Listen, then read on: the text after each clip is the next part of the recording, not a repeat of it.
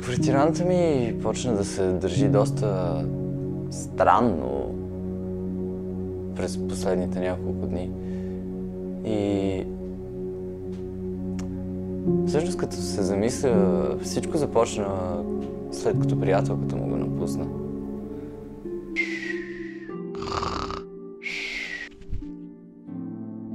Пореден ден в депресия.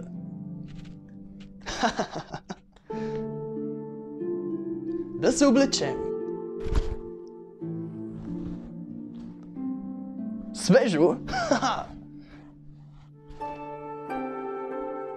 Но няма да е това. Прекалено официално. Точно това, което търсех. Опитах да говоря с него, но изглежда и това не помогна. И приятелче, нали знаеш, че можеш да ми говориш за всичко, ако нещо те напряга или ти тежи, можеш да ми споделиш. Манджата е почти готова. Ама ти не готвиш нищо.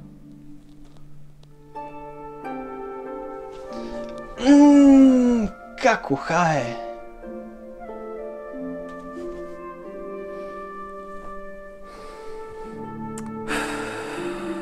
Виж сега, не мисля, че това, което правиш е хелти, че така преживяваш на раздяла и че живееш в своите си илюзии.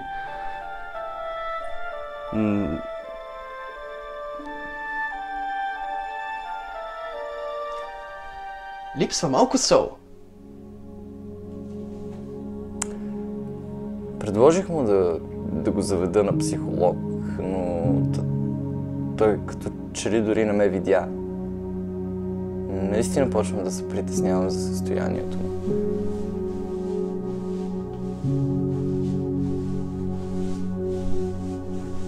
Хей, приятелче, мислил ли си да търсиш професионална помощ? Защото имам един познат, много е добър психолог. Мисля, че би ти било полезно.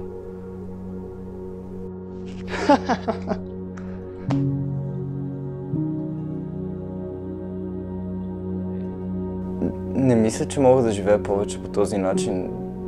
Той влиза в стаята, докато с приятелката ми... Сещате се.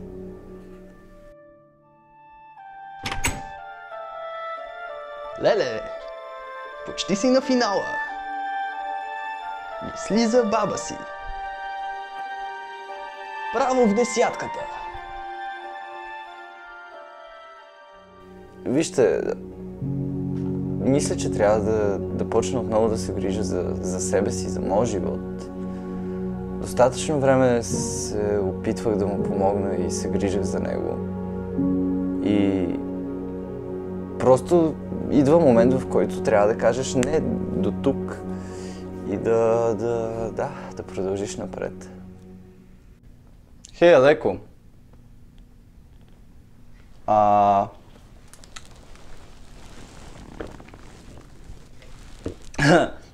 Млякото свърши, така че ще отида до магазина. Ти желаеш ли нещо? Добре, да. Ще ти взема.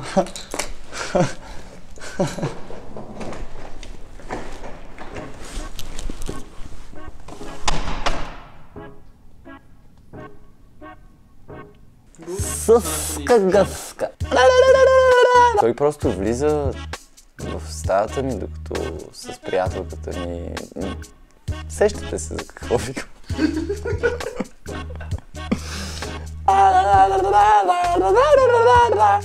Как не си научил скрипт?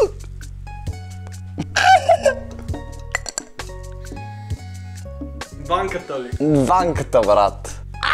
Постоянно влиза в стаята ми. Дори когато съм с приятелката ми и правим... Чеше си крастата, драги зрители. не топките. Ха-ха.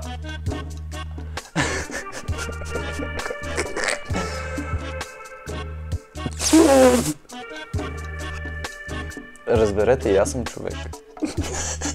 Просто няма какво да направиш, братле. Мисля, че дойде момента да се грижа за собствения си живот. Да натисна камбанката и да се абонирам за Дебилинг и да напиша по едно коментарче отдолу. Та вечер си оставам вкъщи. Няма как да ме накараш да изляза. Няма как да ме накараш. Вечерта стана прекалено интересна. Умен психопат, че застреля президента. Отивам на клуб, само че клуб на пенсионера. Социалния ми живот или хубава вечеря. По-скоро второто. Гледам за 20 път моя съсед Тотор. То дом е образцов. Има олио, има орео, има от Икеа готин стол.